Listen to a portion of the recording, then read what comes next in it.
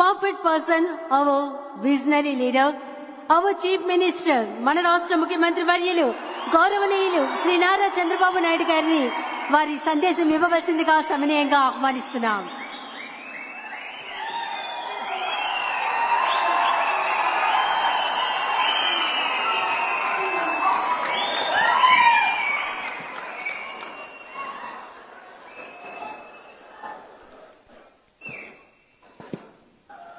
గౌరవనీయులు గౌరవశ్రీ మనోహర్ లాల్ గారు, honourable minister of power, housing, urban affairs, government of India. ఇప్పుడే మీరందరూ చూశారు వారు ఎంత బాగా is very popular 10-year chief minister. And also in different capacities he worked for the welfare of the society. Within 2 minutes he spoke in Telugu. He will be remembered forever in Vijayawada. That is how he is very shrewd for networking. And also he is having very powerful portfolios also. One is urban development, big portfolio. Second is housing. Third one is equally important. Without power, nothing will happen.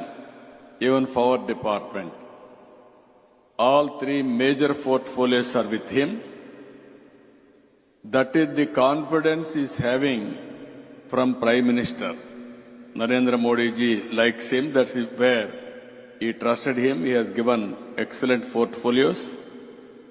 Sir, you served very well in Haryana. I have seen very well.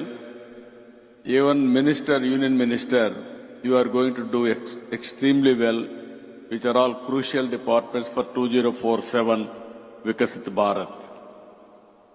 గౌరవనీయులు భూపతి రాజు శ్రీనివాసవరం గారు, Honorable Minister of State for Steel and Heavy Industries, Government of India, Bode Prasad గారు, స్థానిక శాసనసభ్యులు,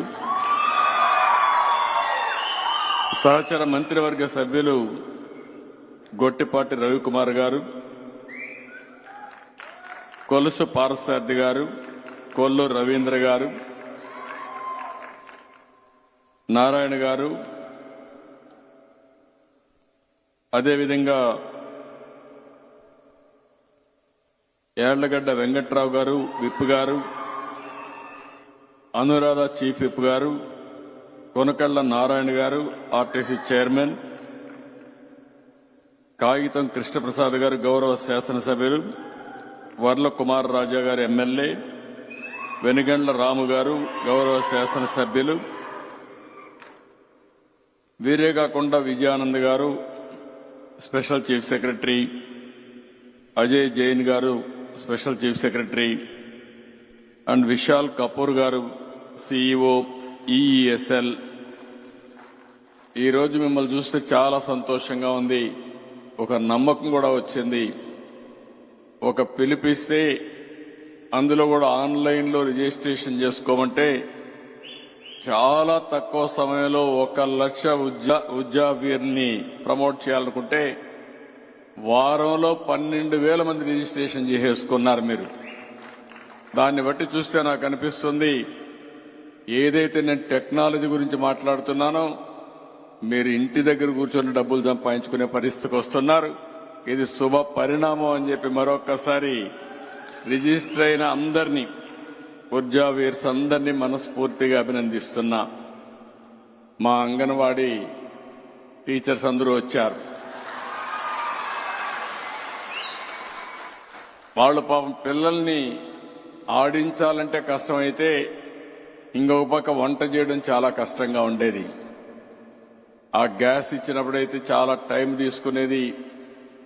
కొంతవరకు heat అవన్నీ కనపడేటివి. ఇప్పుడు ఏదైతే కొత్తగా ఇచ్చినటువంటి ఈ స్టవ్స్ ఇవన్నీ ఇచ్చిన తర్వాత చాలా సులభంగా తక్కువ సమయంలో వంట చేసే పరిస్థితి వస్తా ఉంది.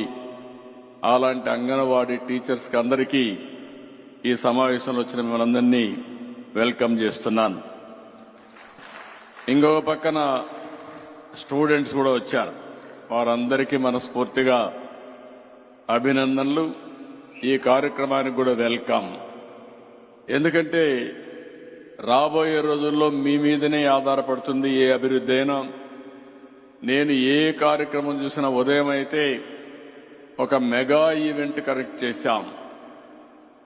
ఒక పక్క విద్యార్థులు, స్టూడెంట్స్ అందరూ, ఇంకో పక్క టీచర్లు, ఇంకో పక్క పేరెంట్స్ ని, ఇంకో పక్క గవర్నమెంట్ అందరం కలిసి ఒక మెగా ఈవెంట్ చేశాం. 43,000 స్కూల్లో ఒకే రోజు ఒకే సమయంలో పేరెంట్స్ కమిటీ మీటింగ్ పెట్టింది ప్రపంచంలోనే మొదటిసారి అని చెప్పి కూడా నేను మీకు తెలియజేస్తున్నా. దీనివల్ల ఒక బాధ్యత వస్తుంది, ఒక కమిట్మెంట్ వస్తుంది. ప్రభుత్వం ఏం చేయబోతున్నో చెప్పేదని కూడా అవకాశం వస్తుంది. ఒక పక్క అక్కడ పిల్లల్ని భావి తరాల భవిష్యత్తు కోసం అక్కడ పనిచేస్తూ ఇప్పుడు పవర్ డిపార్ట్మెంట్ లో ఏం చేయాలనో ఆలోచించడానికి ఇక్కడికి వచ్చాం.